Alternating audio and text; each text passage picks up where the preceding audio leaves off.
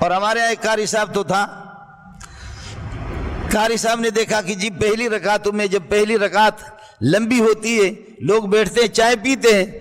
اور گپ شپ لگاتے ہیں، اور دوسری رکعت میں وہ آ کر کے شریک ہو جاتے ہیں۔ تو قاری صاحب نے کیا کیا، ظالم نے، قاری نے یہ کیا کہ پہلی رکعت کے اندر بالکل مختصر پڑھا، لوگ آ کر کے شریک ہو گئے، پھر دوسرے میں کس کر کے زیادہ پڑھتا۔ دوسری رکعت میں قاری صاحب آدھا پارہ پڑھ رہا ہے، پہلی رکعت میں 2 رکعت۔ ہمارے حضرت نے بلایا، شیخ الحدیث کو پتہ چل گیا، حضرت اقدس مولانا سلیم اللہ خان فرمائے بے وقوف یہ کیا کر رہے ہو؟ کہنے لگے حضرت یہ الو کے پٹے اس طرح پیچھے بیٹھ کر کے چائے پیتے، کہتے آپ کی شکایت ملی ہے، کہا یہ وہ پیچھے بیٹھ کر کے چائے پیتے گپ شپ لگاتے، پھر یہ کہ میں رکوع پر جاتا ہوں، رکوع کے موقع میں آ کر کے دڑ دڑ دڑ دڑ دوڑ کر کے شریک ہو جاتے، پھر دوسری رکعت کے اندر یہ کہ وہ اس میں 1 رکوع ہوتا ہے، تو ان کو مصروف رکھنا، ان کو چھوڑنا نہیں ہے۔ میں نے یہ کہ پہلی رکعت کے اندر بالکل مختصر قرات، دوسری میں پھر آدھا پارہ، میں دیکھتا ہوں ماں کے لال جائے کہاں جائیں۔ حضرت نے فرمایا وہ تو جائیں جہنم میں، لیکن بے غیرت آدمی تو لوگوں کی نماز خراب کر رہا ہے۔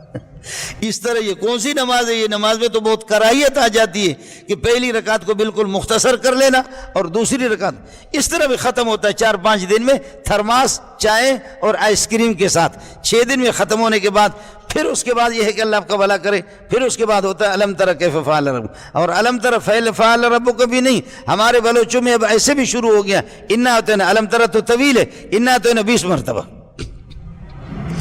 اور پھر یہ ہے کہ وہ ایک سانس سے ظالم اللہ کا بھلا کرے وہ سورہ فاتح پڑھے گا، اور ایک سانس سے علم تر، بلکہ بعض جوان کے بچے ایک ہی سانس میں سورہ فاتح علم شریف اور علم تر کیف فعل ربک ایک سانس میں پڑھیں گے، اور جب اللہ اکبر سمع اللہ لمن حمدہ، اللہ اکبر اللہ اکبر اللہ اکبر اللہ اکبر، پھر اٹھا دوسری رکعت کے لیے، بوڑھے غریب ہاتھ دے رہے زمین میں، ٹیک سہارا دے رہے کہ ہم اٹھیں دوسری رکعت کے لیے، اللہ کے فضل سے بوڑھا اٹھا نہیں کہ وہ واپس رکوع میں چلا گیا،